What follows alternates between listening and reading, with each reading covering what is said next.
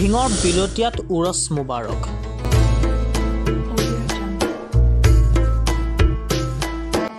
নগাঁও জিলাৰ ঢিঙৰ বিলতীয়াত আজি উৰছ মুবাৰক অনুষ্ঠিত কৰা হয়।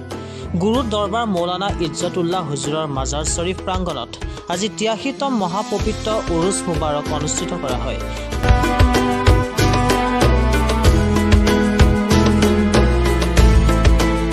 আজি অনুষ্ঠিত হোৱা উৰুছ ধৰ্মীয় আলোচনা চক্ৰ, ৱাজ নছিহত, কুৰাণ পাক তিলাৱত, মিলাদ, মুলদ, কেয়াম, জিকিৰ মেহফিল, মাজাৰ শ্বৰীফ জিয়াৰত, পীৰ অলি মহান আত্মা আত্মীয় স্বজনসকলৰ আত্মাৰ সদ্গতি অৰ্থে দোৱা প্ৰাৰ্থনাৰ লগতে বিশ্ব শান্তিৰ বাবে সাৰ্বজনীন দোৱা প্ৰাৰ্থনা এই উৰুছ মুবাৰকত অনুষ্ঠিত কৰা হয়। চাওক এক পবিত্ৰময় আমাৰ এক দৃশ্য।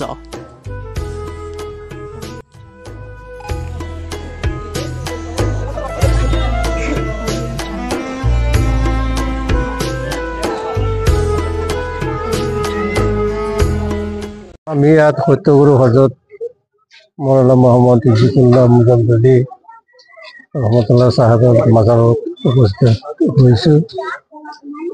আমাৰ আহ্বান এইটোৱেই যে সকলো ধৰ্ম ভাতৃত্ববোধ জগাই তুলিবলৈ সকলো আমি একলগ হওঁ, সেইটোৱে উৰুছ মুবাৰক বুলি কয়। ইয়াত আজিৰ পৰা এইটো আৰম্ভ হৈছে উৰুছ মুবাৰক। আহিছে বহুত জাকেৰান আহিছে আৰু আহিব, তেওঁলোকে দোৱা কৰিব।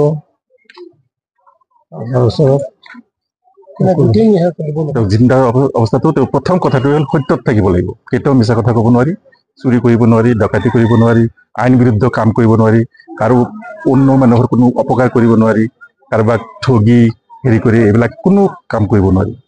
মানে পুৰা যিটো মানৱতাৰ যিটো বাণী সেইটোৱে তেওঁ প্ৰচাৰ কৰিছে। সেইকাৰণে তেওঁৰ নামটো সত্যগুৰু বুলি কোৱা হয়।